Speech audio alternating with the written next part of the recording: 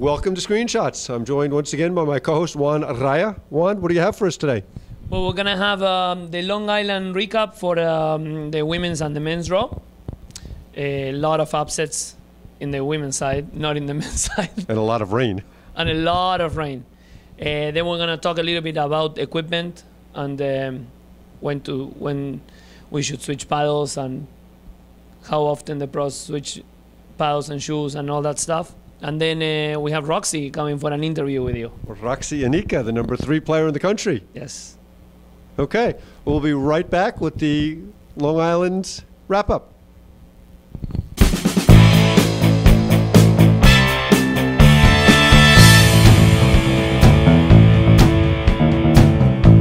So Juan, this weekend was the Dwayne Hayden Long Island Invitational, an event that was, how shall I say, waterlogged? It was horrible conditions, yeah, really bad conditions. Some of the worst conditions I've ever seen. Let's talk a little bit about the quarters. Not much to talk about in several of them. Drew Broderick and Jared Palmer dismantled the mental giant Brian O'Connor and Devin Wakeford fairly quickly. Although I have to say the match was much closer than the score indicated. Yeah, but also we have to give him some credit to Brian to making it to the quarters. And more credit to Devin for making it to the quarters with Brian. Yes, that's. You know, I wanted to comment. Last week you were very proud to mention that John Pastel was a cage fighter, and yes, you were picking him, but there was never any mention of Brian O'Connor as a cage fighter. Well, I was trying. He's my dark horse. I'm trying to keep him on the background. Keep him dark. Yes, keep him dark. Okay, so they were dispatched relatively quickly by Drew and Jared. Yes. Next quarterfinal matchup was, I guess Corey and Max were in the bottom half of the draw. That was your half of the draw. So let's talk about that for a minute. So Corey and Max had a terrific match with Marco and George in some of the absolute worst conditions. Yes. They're down 5-2 in the first set, come back to a breaker, which they end up losing 11-9. Second set was 6-3. Conditions got a little dicey out there. Yeah, I saw Max through his paddle a couple of times, but not due to anger. The paddle was flying off his hand. One time hit Corey in the back. Corey threw his paddle on a serve across the net. Very dangerous. What do you think should be done in a situation like that? I mean, it's tricky because the 4 players on the court can actually say, okay, this is too dangerous. We can walk off the court and, just resume when it's safer. Should it take all 4 players, or was one enough? That's a big question. I mean, I just don't know. I mean, in my case, we were playing against English Moore, and Danny and Guy, they thought the conditions were not safe, so we wanted to stop. After 4 games, we went inside for a little bit, and then we came back, and we actually ended playing in a different court because the court that we were on, it was the lake. I mean, Max it was like clay court tennis. He was sliding into a bunch of shots. I actually saw that. That's unbelievable. Yeah. That's very good. So that was a pretty good match. They lost. The other quarter, and Jared. And actually, hold on. Let me go back to that quarter. Was that some scoring dispute there? Oh, yeah. That was pretty wild. So I'm announcing the match with Jerry Viant on the APTA stream, which wasn't the APTA, but that's another story.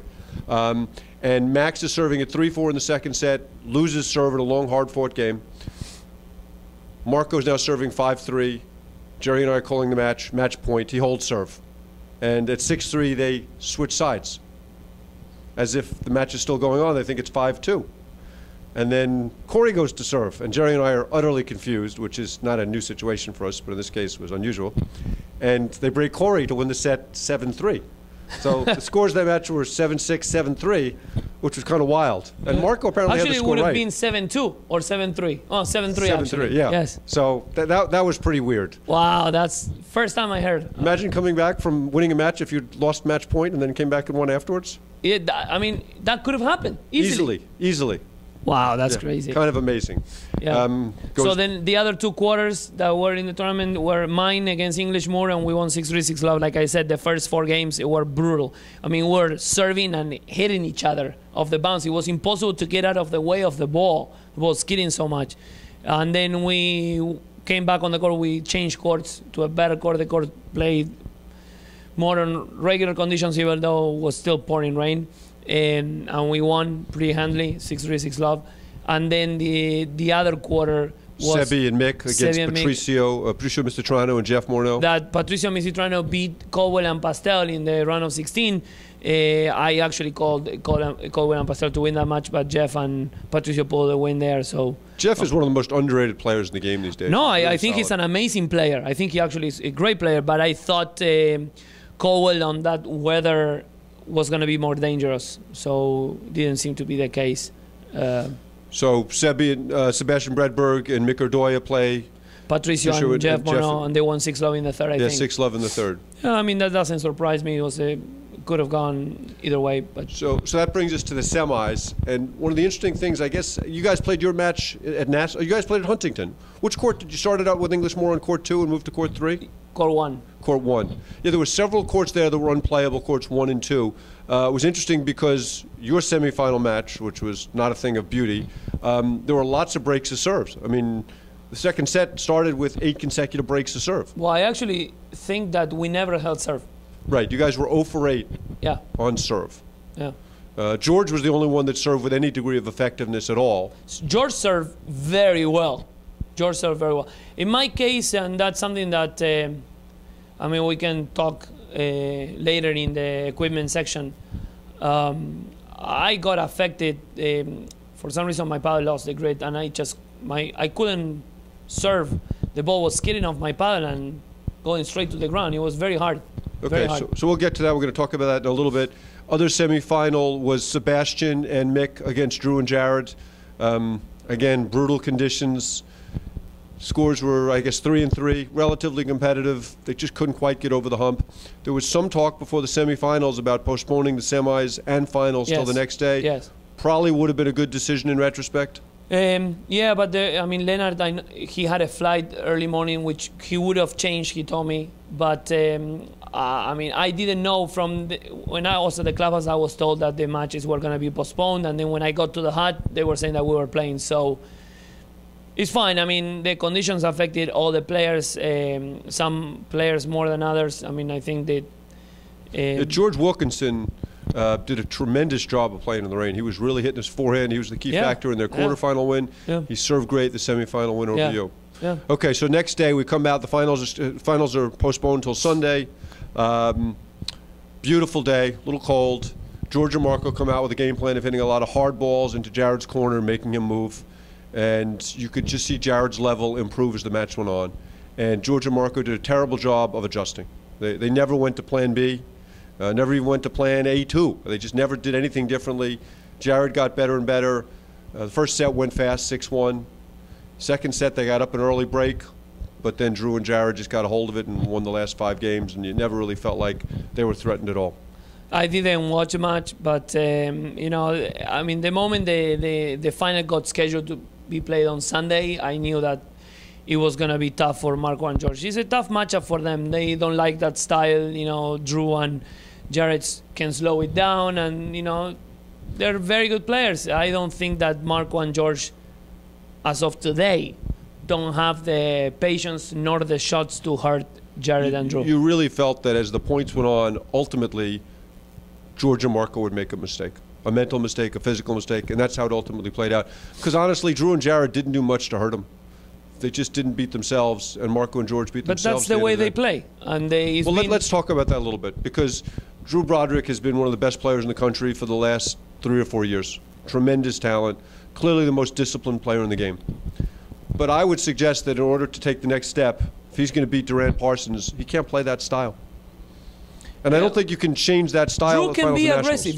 Drew can be aggressive. He can hit his shots. When is he going to be aggressive? Because he wasn't aggressive this weekend. Well, he didn't need to be aggressive this weekend. But that's my point, which is you can't expect to change your style in the final of nationals and play a different style and win. But you don't know what he does during the week. He's probably practicing and playing practice matches, being more aggressive, and when the moment comes, he'll probably bring it. I mean, I think he's a great player, and he can play a different style. He will have to change to beat Durant and Parsons. I mean, he's not going to beat them with this style, I think. And honestly, I hope he doesn't beat them with this style, because he would just talk really bad things about the game. I mean, it's not a fun style to watch. It's very effective, and I would love to win as much as he does with any style. But he'll have to change, and I think he has. I mean, he's so talented, and Jared, is super talented. He can adjust.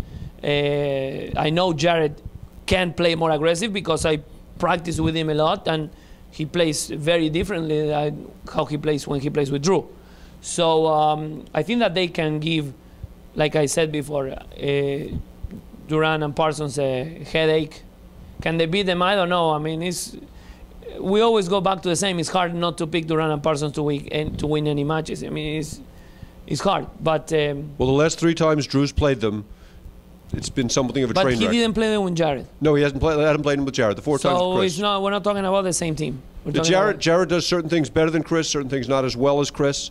Jared's strength obviously is volleying. The things that Jared does better than Chris can hurt Durant and Parsons more. Like, he volleys a lot better. I think that even though Chris is a great volleyer, he volleys from off the net. But Jared can hit. Jared volleys better than anybody. But Jared also hits aggressive volleys. He attacks the volleys, which nobody, except for Johan sometimes. Even Johan doesn't attack the volley as much as Jared does. He really attacks the volleys. The big issue for me is, how did Drew and Jared get to the net? Because the way Drew played on Sunday and the way Drew's played of late, he doesn't follow his serve to net very often, maybe 35, 40% of the time. He's going to have to come from Jared. But you need 2 at the net. They're going to need to take over the net. How they're going to take the net? I think that it's going to have to come from Jared. And that's why, I mean, I really want to see that match. I want to see that match. And by the way the rankings are coming out lately, I think that we won't see that until maybe the semis or the final nationals, or maybe in Boston. Boston. I think Drew is playing Midwesters with Chris, is what I understand. Okay. And then Boston, I assume I think he and Jared are playing Boston. Okay. So, but Durant Parsons are also playing Philly, to the best of my knowledge, too.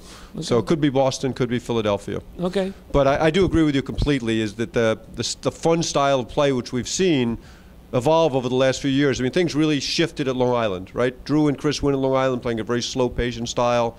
Durant Parsons form a team, and it changes. And now all of a sudden the game is so much more fun to watch. I mean, Sunday's final was really kind of boring to watch. Yeah. Okay, that takes care of the men. We'll be right back with the women. Yep.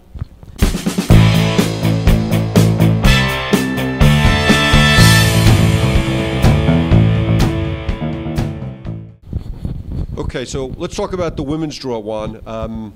First off, kind of a stunning result. Amazing. So I guess the first big upset of the tournament takes place in the quarters. Yes. Where Roxy and Yvonne Hernandez Rodesno. Okay, so I can say that. Okay, you can say that. And yes. Yvonne is playing with Liz Cruz. Yes. And they're playing against Roxy and Martina Andrakova. Yes. So Roxy and Martina 6-4 for Liz and Yvonne. And Roxy and Martina were coming off charities where they played Anna and Vicky a very tough match. Yeah, I don't want to give Roxy any excuses why she lost that match. I know she had a really rough morning. She had a car accident before her first round, so she wasn't quite there. Although that doesn't mean that Liz and Yvonne couldn't beat them. I think that they can beat them any given day. I mean, they can beat each other any given day. Liz knows Roxy and Martina very well. Liz and Roxy played together for They played at least together 1 year. for a season. And Liz has been playing amazing. She's been playing really well. Well, they had a great tournament, the money tournament up in... Exactly. I think it was the money tournament up at Hartford. Hartford, they got to the final. And then, they backed it up with a win in the semis against Cynthia and Amy. So, Cynthia Dares and Amy Shea. So, the result in the quarterfinals shouldn't surprise anybody. So they backed it up with a great win. So, top half of the draw, Chicago team, McNitt and Shippets come through. I guess they beat Gebbia and Delmonico. There's some issues with the draw changing, which I haven't quite gotten my arms around. I know Kerry Delmonico was very upset about that. So they beat them, and then they beat another Chicago team, Hayward and Bodman. And then they play Anna and Vicky in the semis, in which everybody figures is going to be a cakewalk for Anna and Vicky. It was a 3-setter, and that's what is more surprising. I think that it's harder to beat the better teams or the established teams, the ones that are, the ones that are at the top in a long match, because those are the ones that eventually end winning due to the experience and the confidence that they have. So I think that if you ever beat a top ranked team, it's supposed to be in 2 sets. Otherwise, and early in the tournament for the most part. And earlier in the tournament, because that's when you get they're kind of loose, they're playing loose, they're making silly mistakes, they're trying things, but they get better as the tournament goes. Well, I didn't see the match, but Jane McNitt has long been one of the top players in the women's game. Has won charities. Has had just some tremendous results. She won charities with Wendy. Yeah, and like Jane's line is, if I'm not bleeding, I'm not trying, because Jane hits the court 4 or 5 times a match. Oh, I saw, I did watch the final, and she okay, so was let's talk on the about ground. the final. So they beat Anna and Vicky in the semis. So now they're playing in the finals against Liz and Yvonne. And Yvonne, yeah. And I did watch the entire final. Was a good match. It was close. The first set was close. But Yvonne and Liz won 6-4, I think. What was great to see is that for the first time I see a woman spinning the overhead, and that was actually creating some confusion on Liz and Yvonne, because Jane was spinning the ball as a righty towards Yvonne's backhand straight at her, and the ball was spinning towards Liz's side, which is very common in the men's. You get to see that a lot. That's how you get a player out of the corner. But in the women's game, you don't see that often, and it was funny to see that they weren't ready to see that shot, and that was creating some confusion in the middle, but they ended adapting to that, and they started making the shots. They weren't comfortable at any moment, but I think that Jane saw that, and she kept doing it and doing it. But Liz and Yvonne played a great game at 5-4, and they won the set 6-4. Then they go to a second set. They were leading pretty handily, and then they came. Wendy and Jane came back. All of a sudden, they get to a tiebreaker, and I think that the key of the tiebreaker and the match, because actually it happened as well in the second set, Wendy's serve was the decision factor. In the tiebreaker, she faulted 3 out of 4 points that she served, and she did struggle during the second set with her serve. Just a tremendous event for women's paddle, and you can really see women's paddle following the guys. They're about 3 or 4 years behind, but the game's getting faster. The play's getting more fun to watch. The finals in Chicago was terrific. This was supposed to be very good. It's really great to see. No, it's great to see. I mean, I was always waiting for this to happen. I mean, you can ask a lot of the guys what they think about the women's paddle, and you know this. I mean, the guys don't think very highly of the women's game. That's very delicately put, one. I mean, we have to be honest. Changing. That's why we're here. But it's changing. I mean, charities. No, and that's what I want to say. And it's changing, and it's great to see that finally the women's game is evolving. Okay, so that covers Long Island. We're going to come back with a section on equipment.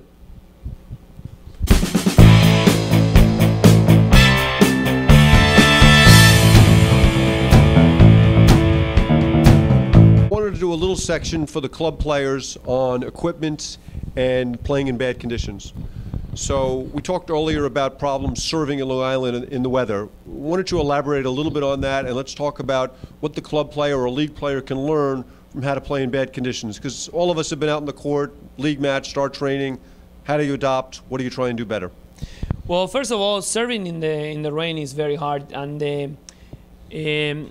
a lot of club players think that whoever serves in the rain is the favorite, or that team is the favorite to win the game. And, it's kind of true if you get the serve in. It also depends on the court and how much grit the court has, as evidenced by what happened to you at Huntington. Definitely. But getting the serve in the box is very hard. And that's why it's important to have the right paddle. I know many players are used to playing with the same paddle, and they've been playing with the same paddle for a really long time. But when the paddle loses the grit, the ball starts sliding off your paddle. And that's when you start faulting a lot, because the ball just, once you contact, the ball just drops down, and it's very hard. Slides on the paddle. Slides off the paddle. It's hard to control it. The grit in the paddle helps you control the ball. Many players think that, many club players think that the grit allows you to give more spin to the ball. It's not proven. That is not proven. But what is definitely proven is that it gives you the control, and the ball grabs the paddle, and you can be more accurate with it. The ball, it takes more spin. It all depends on how the holes are. If the paddle is too old and it starts losing the shape of the hole, of the holes, then it's harder to give spin to the ball too. That's why it's hard. There were rumors for years that Brian Uihlein sharpened the holes in his paddle. But those are rumors. I mean, I don't think Brian. People were saying that because Brian was the first one to start playing with a lot of spin. So yeah, people Rod were Workman saying, told me that. Was that? Rod Workman mentioned that to me. No, Rob probably didn't. But what I'm saying is, Brian was the first one who brought the spin to the game. So, you know, people, of course, when they see that, oh, he's doing something to the paddle. I don't think that was true. I mean, But you do think that the sharpness of the holes is what generates most of the spin? Definitely. Now let's come back to the paddles and the grit. You're obviously a little bit of an anomaly. How many paddles do you use in a year? I go through approximately 5 to 7 paddles a year. I lose the grit on the same spot, and actually, you're a witness of this. When I hit the overheads, the grit starts flying off my paddle, and all my partners are going like this while I'm hitting the overheads. Raining grit on us. Yes, you felt that when we play in the charities, the 90s. Yeah. Now, for the league player, how frequently should they be getting a new paddle? Well, I think, you know, it just depends how much they play. But, I mean, of course, I work, I teach and I sell paddles, so I would love to sell a paddle once a year, but that's not going to happen. It just depends on the player, how often they play, but I would recommend not more than 2 seasons. 2 seasons. The paddle just becomes dead, and then your game starts adjusting to the paddle, and that's really bad because then you stop playing the way you should be playing because you get used to hitting the ball a certain way because the paddle is that way. So let's come back to the Long Island tournament. What can you do to adjust? Let's say you're playing and you have a paddle that doesn't have great grit. How can you change your serve? How can you be more effective? Because I did notice that you and Leonard didn't shift things around very much at all. No, it was not a great day. Not a great day as Argentine it was a horrible day. It was horrendous. I think that what we could have done is just put the ball in play and stay back. I mean, because like I told you, we never held serve, but we did break serves. So we just should have given them the next serve underhand, just put the ball on the court and stop giving them free points. Well, Leonard served 5 games, and I would guess he faulted somewhere between 15 and 20 times those 5 games. That's very rare because Leonard has one of the best serves in the country. Well, actually, I don't know if you remember, but a few years ago they did a survey, and he was voted the best server in the country. So it's very rare. The rain did affect it, not just him. I mean, I was faulting too, and I honestly don't fault that much, but I just couldn't help it. I mean, I couldn't control it. It was tough. Well, one of the interesting things to me was my serve, which is normally a liability, became an asset in the rain because I don't have much spin in my serve. It's very flat. Yes. So for our league players, the flat serve is much more effective in conditions like that. Yes, because the ball skids on the court more. Yeah. Okay, so 5 to 7 paddles a year. How about your sneakers? How often do you change sneakers? Once every 2 weeks. Once every 2 weeks? Yeah, but just so you know, I mean, we play with the guys here. You know, we have a big group of pros in this area, and we play a lot during the week. And then we have league matches, and then we teach a lot. So, I mean, I don't have any pair of shoes that last longer than 3 weeks. And if there are tournaments and we play on courts that the courts are newly resurfaced, that's even worse. The surface just destroys the bottom of your shoes. When Jerry Viant was in talking to us a couple weeks ago, she mentioned that sometimes for some of her camps, she'll write the date of the camp on the bottom of the players' sneakers. So if they complain they're not playing well, she'll check their sneakers, and if they're 3 or 4 months old, hey, this is why you're not playing well, you're not moving your feet. Exactly. I bet you Martin Bostrom's sneakers last a long time. I think you can still see the date clearly. From last year? Yeah, from last year. Yeah. Okay, any other equipment issues? Anything that you like to have on the court? Anything you do in icing conditions? I remember I used to have a little de-icer. Yes. That I used to carry in my pocket. But that's also, if your paddle doesn't have enough grit, then that ice starts forming on top of the paddle in little wet conditions when it becomes colder and colder. Will it form if you have a lot of grit, or is that less likely to? No, because it breaks more. Otherwise, it just becomes a uniform layer of ice when you don't have much grit, and that just is. Then the ball starts sliding off your paddle very easily. Now, I noticed Sebastian on Saturday, in the height of the rain, was wearing a mitt. Yes. I like the mitt a lot better than the gloves. With the gloves, I don't feel the grip much, but with the mitt, it's good. Although sometimes feels like your hand is trapped inside that mitt, and it's hard to change grips. But it's a very nice. I like it better. Your hand stays warmer. And what Definitely. about, did you consider changing paddles in the middle of the match? Did you do that? Yeah, well, yeah. Actually, you know, Alex used to do that a lot. Alex used to keep a paddle. Alex Panchila used to change paddles a lot during the match. I mean, I haven't done it, but I should have done it this weekend. I mean, I should have just grabbed a new paddle from the car. Yeah, I was surprised that you guys didn't do a little more adjusting. I know you don't. I consider you one of the smartest players in the game. And there was very little, if any, adjusting to what was going on out there. It was just not a good day, you know. I don't know what else about equipment we can talk, but overgrips.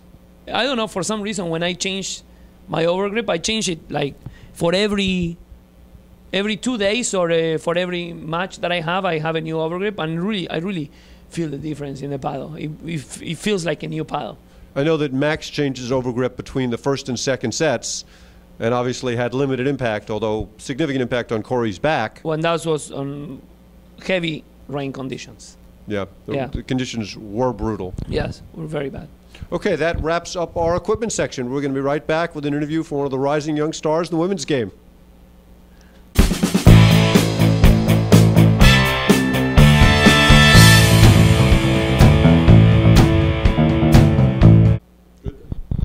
Okay, today I am joined on the show by Roxy Anika. Roxy is one of the bright young stars in the game, currently number 3 in the country. Welcome, Roxy.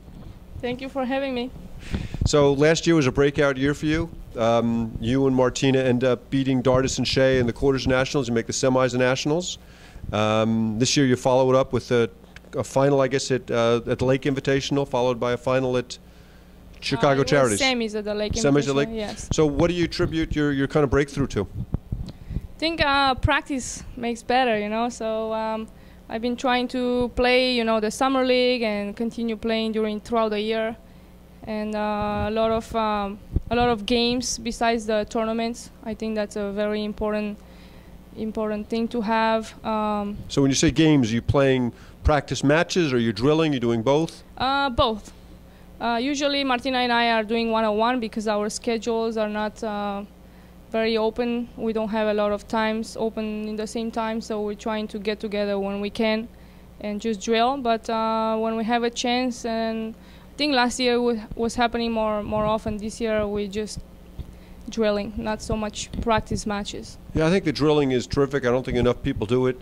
If you want to work in a specific shot, your serve, you return a serve, first volley, you get. It's much more productive to go out there and drill for an hour. You might get, you know, 200, 300 serves in an hour, whereas in a regular match, maybe you get to 30 or 35 serves. Yeah, I believe that it's important to do both, just because, you know, the women, they don't have a lot of tournaments. The tournament schedule is kind of spread out throughout the year, so just keep playing matches and practicing that experience of points, yeah, I think adds up at the end. So now at the Lake Invitational, you lost badly to Anna and Vicky. You played them 2 weeks later in Chicago, and it was a terrific match. You won the first set, you had chances to win the second set. Third set was very competitive. What was the difference? I think the strategy was the difference. You know, we've been so far adopting the same strategy last year and this year, trying to play Anna the most. But after the good semis that we had against Amy and Cynthia in Chicago, we decided that we should keep playing our game and you know, try something different because we were the underdogs and we had nothing to lose. So I said, I'm going to play my game, hit my drives, and go for my shots when I have chances, and be a little more patient with the overheads, because sometimes I have the tendency of trying to do too much with the overheads. So Martina and I talked, and this was our strategy, to play Vicky a little more and wait for the opportunities to go to Anna's corner in the due side. You know, it's somewhat comparable to what you see in the men's game these days. Johan Durant is probably the best player in the guys' game, but you see a lot of the guys playing his corner more, simply because Mark Parsons misses less, and also because Johan's standing in the center of the court. Yes. And Vicky tends to play a similar style, where she's very aggressive in the middle. And in Chicago, you guys did a great job of kind of keeping her home, hitting the ball behind her, and really aggressively going after her. Yeah, it worked, you know, like we were right there. You were right there. Now, one of the things that's gone on in the women's game, which I think you're the best example of, is the evolution of the game as we've seen in the guys' game to a more fast-paced, a lot of driving, a lot of hard overheads, a lot of trading off at the net.